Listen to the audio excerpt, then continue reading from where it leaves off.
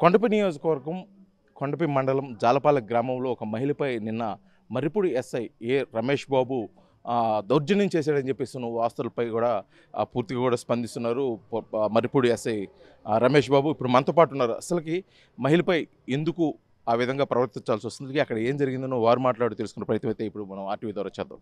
Sir చెప్పండి, నిన్న ఒక కేసు విషయంలో సీసీ ఫుటేజ్ కోసం ఒక ప్రాంతానికి వెళ్ళి ఒక మహిళపై దౌర్జన్యం చేయడం కూడా జరిగింది చెప్పి సీసీ ఫుటేజ్ కూడా బయటకు రావడం జరిగింది. దానికి సంబంధించి జిల్లా ఎస్పీకి మీ మీద ఫిర్యాదు కూడా చేయడం జరిగింది. అసలు అక్కడ ఏం జరిగింది? అసలు 28వ తారీఖు కొండపి ఎస్ఐ గారు కేసు డ్యూటీ మీద వేరే రాజమండ్రి వెళ్ళినప్పుడు సిఐ గారి ఇన్స్ట్రక్షన్స్ మేరకు, ఓవర్ల ఇన్స్ట్రక్షన్స్ మేరకు అక్కడ కొండేపిలో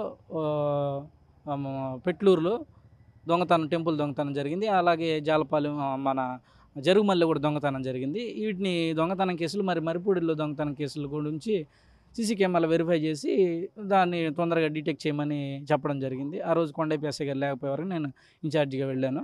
ఆ సమయంలో నేను వెరిఫై చేసేటప్పుడు ముందు సీసీ కెమెరాలు వెరిఫై చేస్తూ పెట్లూరుకి తర్వాత జరుగుమల్లిలో దొంగతనం జరిగిన ప్లేస్కి మధ్యలో ఎన్ రూట్లో ఉన్న సీసీ కెమెరాలు చెక్ చేస్తూ నేను ఇలా వెళ్ళినప్పుడు జాలపాలెం దగ్గరికి వెళ్ళినప్పుడు ఆ జాలపాలెం టెంపుల్ బ్రహ్మంగారి టెంపుల్ ఎదురు ఉన్న ఒక ఇంటికి ఎదురు బయట రోడ్డు మీద సీసీ కెమెరాలు పెట్టడం జరిగింది. నేను వెళ్ళి నేను యూనిఫామ్లో ఉండి పలానా పోలీసులు మేము అక్కడ దొంగతనం జరిగిందమ్మా, దానికోసం మీ దగ్గర సీసీ కెమెరా ఉంది కాబట్టి దాన్ని కొంచెం ఒక 10 నిమిషాలు మేము వెరిఫై చేసుకుంటాము, దీనికి ఏమన్నా దొంగలు ఏమన్నా ట్రేస్ అయ్యే మార్గం ఉందేమో చూసుకుంటాము, ఏదన్నా యూస్ఫుల్ ఇన్ఫర్మేషన్ తీసుకుంటాము అంటే ఆమె వెంటనే అక్కడున్న లేడీ అక్కడున్న కొండలరావు అనే ఒక రౌడీ షీటర్ అతనికి ఫోన్ చేసి ఇలా పోలీసులు వచ్చారని చెప్పినప్పుడు అతను నాకు ఫోన్లో మాట్లాడారు. కొండలరావు గారు నేను ఇలా వచ్చానండి అంటే మీరు ఎవరండి అన్నారు. నేను మర్రిపూడి ఎస్ఐనండి అంటే మరి కొండపి ఎస్ఐ గారు ఏమయ్యారంటే కొండపి ఎస్ఐ గారు కేసు డ్యూటీ మీద వెళ్ళారండి, ఇక్కడ దొంగతనం జరిగింది కదా దానికోసం మేము వెరిఫై చేయడానికి వచ్చామంటే మీకైతే నేను ఇవ్వను సార్ అన్నారు. నేను ఎందుకండి పోలీసులం కదా మాకు ఇవ్వను అంటారేంది, దొంగతనం జరిగింది కదా ప్రజా ప్రయోజనార్థం కదా మా సొంత పనులకి కాదు కదా ఎందుకని ఇవ్వను అంటున్నారంటే నేను పోలీసులకి ఇవ్వను సార్, పోలీసులు నేను నమ్మను, నేను మీకు ఇవ్వను, మీరు వెళ్ళిపోండి, మీరు ఎవరికి చెప్పుకుంటారు చెప్పుకోండి, నేనైతే ఇవ్వనన్నా. నేను ఇదే మాట ఎస్పీ గారికి చెప్పమంటారా, పోలీసులు ఏదన్నా అన్యాయం జరిగినప్పుడు పోలీస్ స్టేషన్కి వచ్చి మీరు ఫిర్యాదు చేస్తారు, ఫిర్యాదు చేసినప్పుడు పోలీసులు మేము ప్రజా ప్రయోజనార్థం ప్రజల అవసరాలు తీర్చడానికి మేము త్వరితగతిన కేసులు సాల్వ్ చేయడానికి ట్రై చేస్తూ ఉంటాము, పోలీసులకి సహకరించకపోతే ప్రజలు సహకరించకపోతే ఎలా అండి అని నేను చెప్పాను. సోషల్ రెస్పాన్సిబిలిటీ ఉండాలి కదా అని మీరు ఏదైనా చెప్పుకోండి, నేనైతే పోలీసులకి అయితే సహకరించను, నేనైతే మీకు ఇవ్వను, మీరు ఏదైనా చేసుకోండి, ఒకవేళ మీకు కానీ దాంట్లో మా సీసీ కెమెరా ఫుటేజ్లో మీకు ఉపయోగపడే విషయం ఏదైనా ఉంటే నేను దాన్ని డిలీట్ చేస్తాను, కానీ అవసరమైతే మీరు ఆ డివిఆర్ అవి మీకు ఉపయోగపడతాయి అనుకుంటే వాటిని తగలపెడతాను, కానీ మీకైతే ఇవ్వను, మీరు చేసేది ఏదో చేసుకోండి అన్నారు.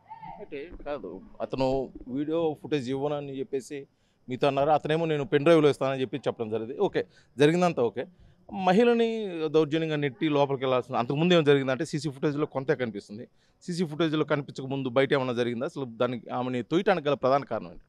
నేనైతే ఆమెను తోయలేదండి. ఏంటంటే ఇలా చెప్పినప్పుడు నేను అక్కడున్న కొంతమంది షాప్కి వచ్చిన కొంతమంది జనాలతో ఇలా పోలీసులకు సహకరించకపోతే మేము న్యాయం మీకు ఎలా చేస్తాము అంటే వేరే వాళ్ళకి అన్యాయం జరిగినప్పుడు పోలీసులు వస్తారు, కొంచెం సహకరిస్తేనే కదా మీ ఇంట్లో జరిగినప్పుడు మీరు త్వరితగతిన రెస్పాండ్ అవుతారు కదా, దానికి ఏమి అని నేను మాట్లాడేటప్పుడు ఆ మహిళ మీరు ఏదైనా చేయండి, మా అన్నగారు ఇవ్వద్దన్నారు, మీకైతే మేము ఇవ్వము, అవసరమైతే మా అన్న దాన్ని డిలీట్ చేస్తాడు అని చెప్పినప్పుడు వెంటనే డిలీట్ చేస్తాడేమో, ఈ దొంగతనానికి సంబంధించిన ఇన్ఫర్మేషన్ ఏమైనా పోతుందేమోనని నేను వెంటనే వెళ్ళి ఆపడానికి అతను డిలీట్ చేస్తాడేమోనని నేను పైకి ఆపడానికి వెళ్ళేటప్పుడు ఆ మహిళ నన్ను ఆపి నన్ను అడ్డుకుని నన్ను నెట్టారు ఫస్ట్.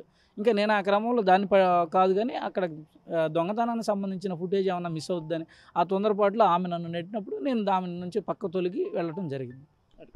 ఒక ఫ్రెండ్లీ పోలీసు నేపథ్యంలో కూడా ఒక మహిళ అలా నెట్టడం అనేది మీకు అభ్యంతరకరం అనిపించలేదా ఆ టైంలో? అనే కొద్దిగా అంటే ప్రజెంట్ సమస్య అయితే అదే ఉంది, అంటే ఒక మహిళని తోశారు, ముందేం జరిగింది తర్వాత ఏం జరిగింది కేసు ఏంటనేది అందరికీ తెలియని పరిస్థితి, కాబట్టి మీరు ఒక మహిళని తోశారని ఆ టైంలో అలా తోయటం తప్పు, అలాగా చేయకూడదని మీకు అనిపించడం కానీ అలా ఏం జరగలేదు?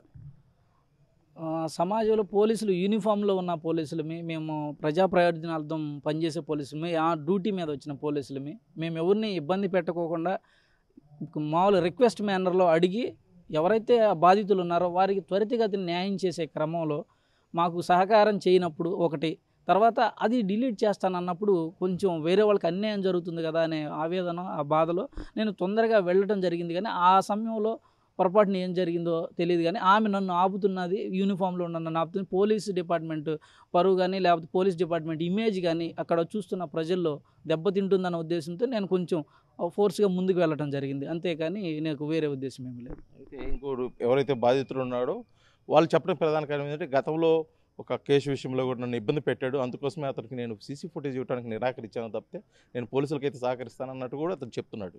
అంటే ఆ గతంలో అతనికి మీకు ఏమైనా మధ్య ఏదైనా గొడవలు జరగడం కానీ, ఏదైనా పర్సనల్ గెడ్జెస్ కానీ అలాగే ఏమైనా ఉన్నాయా?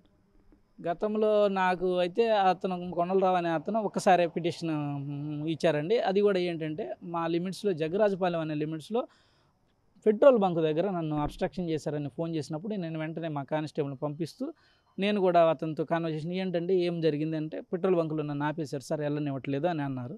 నేను వెంటనే మా కానిస్టేబుల్ పంపిస్తూ ఆ పెట్రోల్ బంక్ అతను కూడా, మీరు ఎందుకు ఆపారంటే, సార్ పెట్రోల్ కొట్టించుకున్నారు, అంతకుముందు మాది బాకీ ఇవ్వమంటే నేను ఇవ్వను, మీరు ఏం చేసుకుంటారో చేసుకోండి అన్న అతని యొక్క ధోరణి మాత్రం అంత వ్యతిరేకంగా ఉంది సార్ అని చెప్పినప్పుడు, నేను సరేనండి నేను వెరిఫై చేసి నేను కేసు కడతాను, మీది న్యాయం అయితే మీకు న్యాయం చేస్తానని చెప్పాను. దాంట్లో అతను పిటిషన్ పీజీఆర్ఎస్లో పెట్టినప్పుడు అతనికి ఫోన్ చేసి కూడా, మీ పిటిషన్ ఉంది కదండి, ఎంక్వైరీ చేయాలి, పోలీస్ స్టేషన్ రమ్మన్నప్పుడు అతన్ని నిరాకరించి పోలీస్ స్టేషన్కి కూడా రాకుండా ఓన్లీ ఆన్లైన్లో పెట్టిన పిటిషన్ని ఎంక్వైరీ చేయడానికి కూడా సహకరించుకోకుండా ఉన్న సమయంలో నేను దాన్ని ఎలా అయితే జరిగిందో అలా రాసి పైకి పంపించడం జరిగింది. అంతేగాని అతనికి పర్సనల్ గడ్జెస్ ఏం లేవు, అతను వేరే పిటిషన్ నాకేం పెట్టలేదు. ఇది మొత్తానికి కూడా నిన్న మహిళపై పోలీసు అధికారి దౌర్జన్యం చేశారన్న సంఘటనపై కూడా మరుపుడి ఎస్ఐ ఏ రమేష్ బాబు అయితే స్పందిస్తున్నాడు. కేవలం నేను విధి నిర్వహణలో భాగంగానే పోలీస్ ఇమేజ్ని డ్యామేజ్ కాకోకుండా అదేవిధంగా విధులకు ఆటంకపరుస్తున్నామని, ఎక్కడైతే ప్రజలకు మేలు జరుగుతుందో ఆ సీసీ ఫుటేజ్ ఎక్కడ డిలీట్ చేస్తారన్న ఒక ఉద్దేశంతో నేను వెళ్ళేదానికి ప్రయత్నించే తప్పితే ఉద్దేశపూర్వకంగా అయితే ఆమె మీద ఎటువంటి దౌర్జన్యం చేయలేదు. ఇది కేవలం విధి నిర్వహణలో భాగంగానే నేను ముందుకెళ్ళాలని చెప్పేసి కూడా మరిపూడి ఎస్ఐ ఏ రమేష్ బాబు అయితే తెలియజేస్తున్న పరిస్థితి ఉంది. వీడియో జర్నలిస్ట్ లక్ష్మణ్తో శ్రీనివాస్, RTV, మరిపూడి, ప్రకాశం జిల్లా. ఇండియా పాకిస్తాన్ తాజా అప్డేట్స్ కోసం డౌన్లోడ్ చేసుకోండి RTV లైవ్ యాప్.